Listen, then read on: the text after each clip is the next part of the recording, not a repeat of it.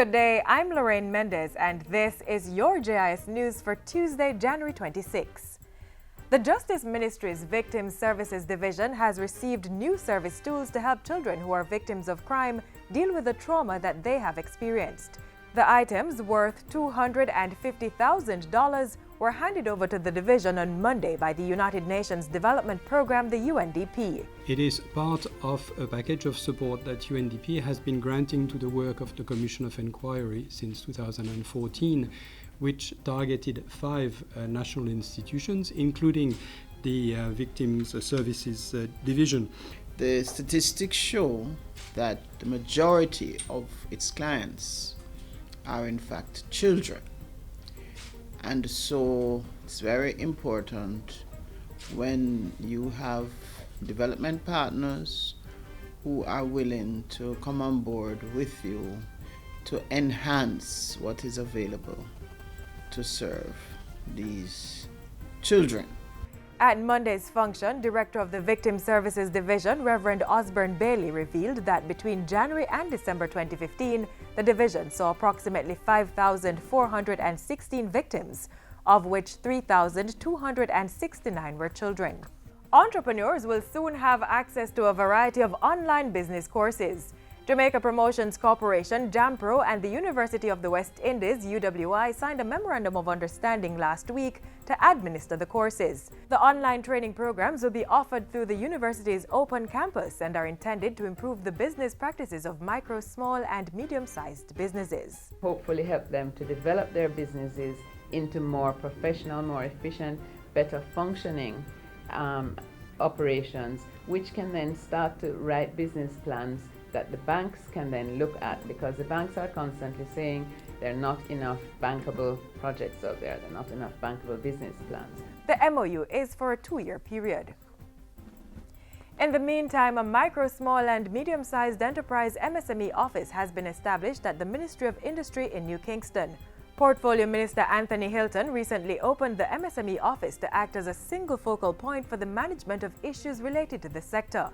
The office started operations on January 1 of this year, with Andreen Collins appointed at the helm. Minister Hilton says the establishment of the MSME office confirms the sector's importance to inclusive growth and wealth creation. The unit will play a critical role in the implementation of the MSME and entrepreneurship policy and is to facilitate greater alignment between the ministry and the work carried out across other government entities. More locals and visitors are enjoying the famous Boston Beach in Portland in comfort following recent refurbishing work. The popular spot was refurbished at a cost of $27.7 million. The work was implemented by the Tourism Product Development Company and funded by the Tourism Enhancement Fund as part of the National Beach Development Program. And our policy is very simple. We are going to have these beaches in perpetuity, so that the people of Jamaica and visitors and anybody who wants can go and access some of the best beaches in Jamaica free of charge in perpetuity, so that not just us but our children, when their time comes, will have proper beaches that they can go and enjoy. Entry to the newly upgraded Boston Beach is free, with a small fee to use the offices, gazebos, changing rooms, bathroom facilities, and concession areas. The beach is also wheelchair accessible for the physically challenged. Education Minister Reverend Ronald Thwaites is reminding school counselors that they are not to discriminate in executing their duties based on students' sexual orientation or any other factor. The minister was responding to recent media reports suggesting that some school guidance counselors are refusing to offer counsel to students that identify as gay or lesbian. It is repugnant to think that a child, a young person, searching for answers in whatever area of life should be turned away because of the personal prejudice of any person to whom they turn. That is exactly counterproductive to what we want. And this is not to say that the teacher, the guidance counselor, the dean of discipline, the security officer is to groom a student who appeals to them, with whom they come in contact, in any particular lifestyle or in any particular religious dogma. Not to say that at all, but they're certainly not to turn them away. Minister Thwaites was addressing a recent press conference to provide an update on several education matters.